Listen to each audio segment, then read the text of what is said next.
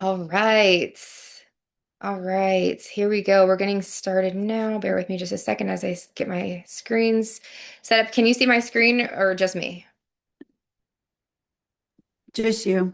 Perfect. That's what I want. Okay, one second, please. As I get this up for us, I'm going to do a nice quick announcement and then we're going to jump right in. So, welcome to She Walks the Talk, hosted by Charlotte Girls Who Walk. Here in the Queen City, Charlotte, North Carolina, we bring women together to make new friends, get active, and have better conversations. As we celebrate our 4-year anniversary this month, we're so excited to introduce this next evolution of our community. She Walks the Talk, our speaking platform where women step forward, share their voice, and lead from lived experiences. This is our virtual stage where we highlight powerful women as speakers each month. If you've ever felt called to speak, to share your story, your message, or your expertise, we want to hear from you.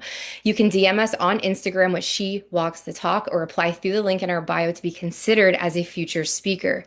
Over the past 4 years, we've had the opportunity to collaborate with local businesses, communities, and women across all industries.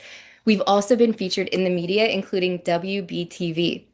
Now, for anyone here who's never met me, or maybe we've met in passing but never talked, my name is Robin Riedlinger. I am the founder of this community. So whether you're joining us virtually or in person, I'm so glad you're here. We continue to grow this City Girl Walks movement. We're just the Charlotte chapter, of course, and beyond. And while this is our virtual platform, our in person community is just as alive. You're always invited to join us here in Charlotte for our walks, the silent book clubs, which for some reason they get packed, just so you all know, our workouts, and any kind of active events that we're doing designed to bring women together in real life.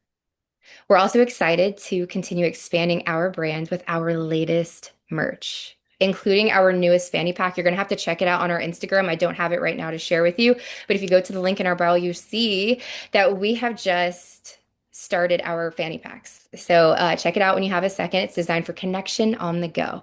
You can check it out, grab yours through the link as well. And then for today, because we do have to get started pretty quickly for today's feature, we are excited to welcome our featured speaker of the month, Miss Jamie McGrath. Jamie, the stage is all yours. Awesome. Thank you. So I remember almost 30 years ago, like it was yesterday. The pressure was so intense. I was getting punched in the face. I didn't know what was happening. I could barely breathe. And all I could think of is, what am I doing here? When is that bell going to ring? And the crowd was just so loud that I barely heard the ding and went back to my corner. And my coach was like, you're doing great. And meanwhile, like tears are welling in my eyes, and I'm like, I don't want to go back out there. Like that was really scary. I was really defeated in that moment, and he reassured me that all of my hard work that I put in, all of the training. I was a restaurant manager at the time, and I was working 12-hour shifts, finding ways to get to the gym and train, get on the road and run, get into the other gym and work out with weights. So it was a lot that went into this one moment. And he, kind of gave me that little boost of encouragement. And I went back out there and fought my heart out, won that round, won the fight. And I knew from that moment that I was going to be a fighter. And that was all the way back in June of 1997. So this is going way back, but it really does feel like yesterday. And the feeling of accomplishment was just amazing that I knew that this was my path. So, what was next from this first fight was the New York Golden Gloves, which is one of the most prestigious amateur championships. The finals is at Madison Square Garden, and it is just a huge, huge deal if you can make it to the finals. So, in preparation for this, we went and sparred with the previous champion of the Golden Gloves. And kind of like the first round of that fight, she kind of got the better of me. And I left there pretty discouraged, going, maybe we're not ready for this stage yet, but we'll keep working. So we worked hard, and I did enter the tournament. And not only did I have to face the former champion, I actually had to face her in the finals, was at Madison Square Garden with an audience of 5,000 people, my friends, my family, and it was super intense. And I knew it was going to be a fight. So getting into the ring, I had a few struggles. They put headgear on me that was too big. I got in the ring, first punch, my headgear moved, my hair came out, I could barely see. And then all of a sudden, my nose started bleeding. So now I have blood everywhere, hair everywhere. They stopped the fight, bring us to the corner, fix me up, put me back out there, and stop it again. And then the doctor had to look at me, and they were like, "Well, we might have to stop this fight." And my coach was basically losing his mind. I was like, "You're not stopping this fight. She's winning this fight. You're not stopping this fight." So thankfully, they did not. I won the New York Golden Gloves, like I said, in front of Madison Square Garden, and it will go down as one of my most memorable moments, in my boxing history, if not my life. It was amazing. And from that moment on, so now I'm going to actually share my screen because this is what we were trying to do before. And let's see if I could do it. Oh, it's letting me do it. Here we go. Where's my presentation now? My technical advisor isn't with me here. Here we go. Got it. All right. Yay. So from that Golden Gloves win, I went on and continued to win. I won 6 national championships, 3-time New York Golden Glove champions, 2-time Empire State champion, blue and gold tournament. And then leading to my next huge moment in boxing was I earned a spot on the first ever women's national boxing team. So, most of you probably don't know the history of women's boxing, but women's boxing was not in the Olympics when I was fighting. So I was a pioneer on getting that into the Olympics. And they had told us that it was going to be eligible in the year 2000. So 1999, I was on the first team, and we got to go over to Finland and fight in the first international tournament. I had 3 fights in 4 days. My first 2 fights, I fought a Russian and a girl from Finland, and I stopped both of them in the first round. Leading into the finals, I was going up against the Canadian champion, and she was going to be my toughest opponent yet. So I was super nervous, and every morning you have to weigh in for boxing. You have to be a specific weight, and then you fight later in the day. So I did my weigh in, and then one of the officials came up to me and was like, "Hey, you won the gold." And I'm like, "I'm not a cheater. How did I win the gold? I didn't fight yet. It doesn't make sense, right?" So he's like, "No." He goes, "The Canadian girl literally weighed in, got off the scale, and looked at us and said, 'Well, I guess the silver medal is okay.'" So at the moment, at that time, I didn't even realize the magnitude of this and the lesson that it would help throughout my life in mindset. This girl lost before she even stepped in the ring. So talk about like you need to believe in yourself and believe what you're doing. Um, because look at what happened. She gets in the ring with me and I beat her in the first round and I won a gold medal. So it was amazing. It will go down as probably my second most memorable moment in boxing history. But what I didn't know then is that that was my Olympics because women's boxing did not get into the Olympics until 2012. So that's a long road from 2000 to 2012, but I'm proud to say that I was part of helping it get there, and that's amazing. So all of these accomplishments, all of these great things leads me to my last amateur fight, which unfortunately I lost. It was a very close fight, but I'd never make an excuse, but I did go in there not feeling my best. I was having issues, stomach pains, different things happening, and I fought, took the loss, went home, and a week later had emergency surgery on my ovary that I had a cyst the size of an orange. So kind of slowed my boxing career down because then they told me, "Oh, you're going to have a hard time conceiving. You're going to, when it's that time in your life, we're going to probably have to do some extra stuff to help you." 3 months later, I was pregnant with my first child. So all of you guys are muted, but I hear the chuckles from beyond the screen. So yeah, so life then definitely took a lot of twists and turns, but boxing never left my life. I loved boxing and I wanted to turn pro. So when my daughter turned 1, I started training again and I kept training and training and had a fight in 2005. But it was really difficult because I was having issues getting opponents and I was bringing my daughter back and forth to the gym. It was a solid 45-minute ride each way. And for all this build up to not fight. So we made a decision as a family to just, I'll be a stay-at-home mom. I'm going to have more kids. And obviously, it was a great decision because I wouldn't change my kids, for anything in the world.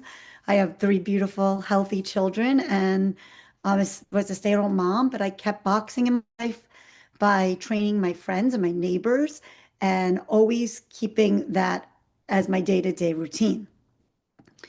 So we're going to go into just a little bit about how, you know, all of this part of my life, I look back and it's a journey.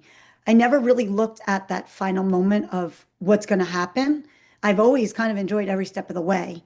And I think that's something I share today with the people I train is that you have to enjoy the journey.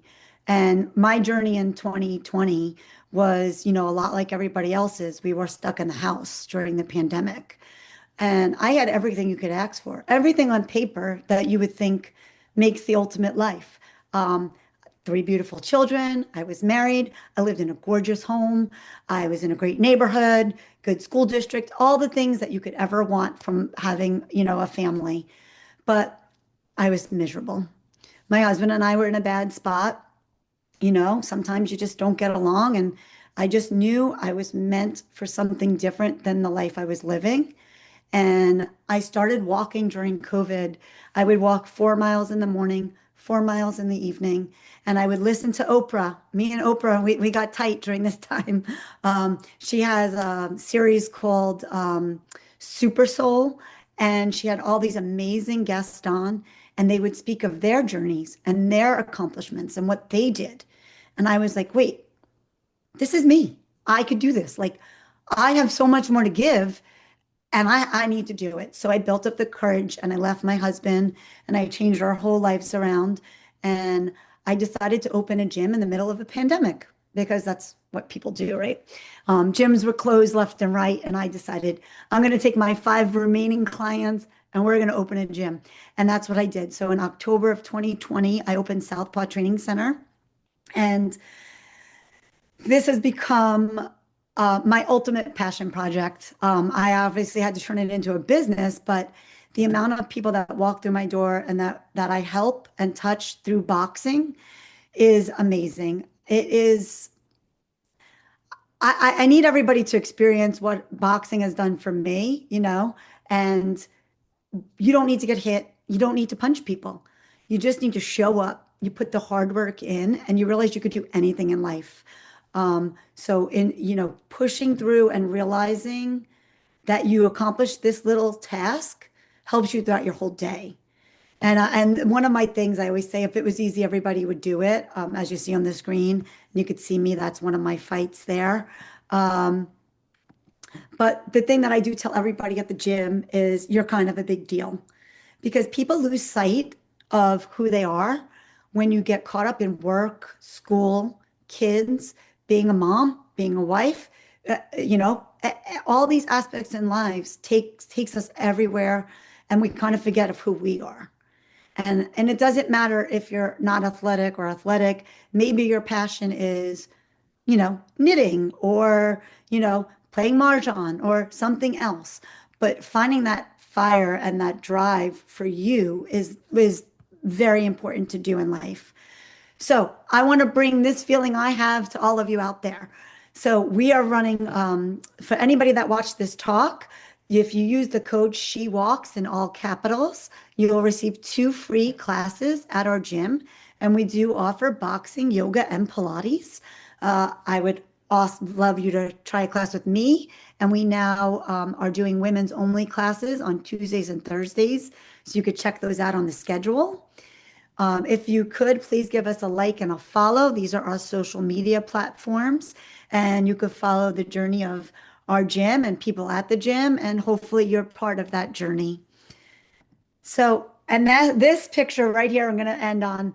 This was my first Golden Gloves win, and you could see this is not a staged moment. This was pure joy, excitement, exhilaration that I actually am getting a little emotional looking at it because you really could do anything you want in life. So, everybody remember you're a big deal. And if anybody has any questions for me, I'm here. Wow, thank you so much, Jamie. Thank you so much. What did you ladies think? You can either come on camera if you want, to stop sharing your screen for just a second so we can have you back. Oh, sure. What did you ladies think? Feel free to come off of mute now and just let us know. Because I mean, we got to hear a story, and I love these kinds of stories because it's sometimes it's exactly what we need to hear, right? In a certain moment in our lives, right? It's when we can see ourselves in someone else's story that you've done your part as a speaker and as someone who's learned the lessons and gained the wisdom is now ready to share it with others. And so I think that's the most beautiful part about telling your story. And congrats on your gym and the fact that you were able to do something at a time when most people were really struggling. It's a hard time for a lot of businesses. So the fact that you figured this out for yourself, I think that's amazing. That's kind of what this group did too. Yeah. Yeah. We came about because of the pandemic. There was a need for women to get together, to get active, make new friends. They were isolated at home. And that's what brings those things up. So anyways, I'd like for if there's other ladies here, feel free to, come on if you're not too shy, no pressure whatsoever. But if there was something that resonated with you, maybe you could tell her if there was something in her story that stood out to you or stuck out in some way, something that a little nugget that you could take away. Is that something that anybody would be open to sharing here? Don't be shy. Can you hear me? Yes. Okay.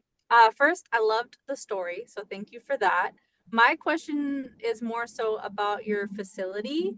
I want to know where is it located? So we're in Pineville. If you know where the Carolina Place Mall, we're just Yep. about 3 minutes from the Carolina Place Mall. Perfect. Okay, awesome. And how long are your classes for So usually? each class is 45 minutes. And then we do have like more advanced fight camp, which would be an hour and 15 minutes. But our boxing, yoga, and Pilates classes are all 45 minutes. Awesome. Okay, I'm gonna look into it because I Yay. love. I used to do boxing with my dad. He had a guy that he like hired as a personal trainer who he used to be a boxer. Yeah. And like just the amount of energy like you can get out in like the fresh as a mom. I'm a mom as well, Yes. and sometimes you have that like built up frustration that you just need to like get out. It's really fun. Yeah. I always say boxing's cheaper than therapy. You just Oh, come on down. yeah, just let it out. Um, Thank you, Lexi. And if you want to drop the link, Jamie, I have a question or two for you actually. But if you want to drop the link in our chat, feel free to do that while I'm asking you this next Okay. I question. might I might ask Lee to do that because she's my Okay. tech hand over there. Okay, Lee. Oh, I always have a better mom when I box. Yeah. Yeah. Good. That's good. We're directing the energy to the right place. So I had a question back with the Olympics that you mentioned. How Yes. you were spearheading that. I want to know what your experience was like when you were the first, or maybe it seemed like, the first who had touched ground in that particular, like bringing boxing to the Olympics or whatever that looked like. Would you mind speaking more to that? Because, yeah, that'd be interesting to learn more about. Yeah, and I said this I think a couple of times in my talk. It's like you don't realize when you're doing something, the impact or the history that's going to happen from it. So I was just living the moment, just doing my thing, pushing through, fighting, pushing through, fighting. But now when I take a step back, without that, we wouldn't be where we are now. So it really is an amazing thing. But I was just out there, just going for it. I didn't even realize what was happening. Okay. Yeah. Sometimes you don't realize you're at the front of something. You're just doing it. Maybe you're following. Were you pulled by intuition? Like, what do you think was drawing you toward that?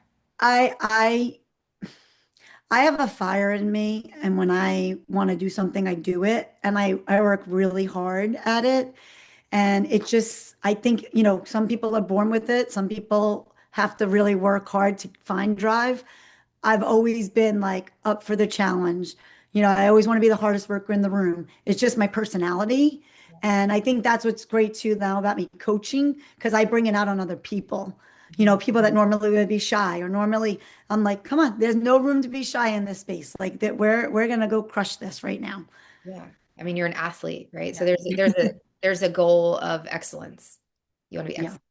excellent. I have one more question, and that Okay. is, okay, so boxing, whether you're doing boxing, speaking like what I do, or maybe just walk, whatever it is that we choose to do in life, it teaches us something that we can use as a metaphor for others to understand. What would you say of all the things that a sport or an activity can really teach you? What would you say is the core thing that boxing taught you about yourself that you can share with these other ladies here? I mean, I always go back to the word confidence, because Mhm. it's not just confidence that you could go in there and I could go in there and fight, right? It's a confidence that you carry with you through your life. And it's kind of an unexplainable thing until you're doing it, but it really is like the biggest takeaway that I got is that it's this confidence within you, knowing that you could do whatever you want to do and Yeah, you put your mind to it. love that. Yeah. Gonna call on you guys again. If anybody was, maybe if you had a thought that you'd like to share or maybe a question, I want to give you just 30 seconds to come off camera in case there is something here.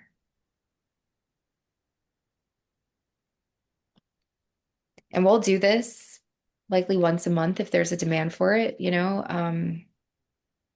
Okay, maybe they don't have any questions. Awesome. And this will be available for people to watch after the fact, correct, Yes, Robin? Yeah. I'm going to first Oh, share with you the YouTube video, make sure everything looks good to you, and then we'll share it with everyone else. And it probably shouldn't take much time. It's not like we have a whole inventory. This is our first one that we're doing, so we have a great opportunity to really step up this process and then share it and distribute it to everyone so they can rewatch it. Yeah, and then we'll share your link with everyone as well. perfect. And Yes. then if anybody, I'm looking in the back, these are the actual Golden Gloves. Oh, So if cool. you, Oh, they're cute. They're yeah, isn't that cool? Oh, what's one word to describe how you felt when you got that? When you received Oh, one word? I would say like exhilarating. It was Yeah, joy. I It hear was you. amazing. Yeah. It looks like Melissa just joined us. Melissa, we're kind of at the tail end here, but if you have any questions or anything that you wanted to maybe open up and share, we're happy to open the call. Oh no, yeah, no problem. No questions so far, but thank you. Okay, no problem. So we're actually wrapping it up. So if you missed it, we're going to have the video recording on YouTube so you can watch the entire replay there. And for anybody who's interested in being a guest speaker or being a featured guest on our podcast, which is now She Walks the Talk, again, hosted by Charlotte Girls Who Walk, feel free to sign up at the link in the bio. You can apply to be a speaker, or you can send us a DM that says She Walks the Talk. And until next time, have a wonderful day. Yay. Bye. Thank you so much for having me. Bye.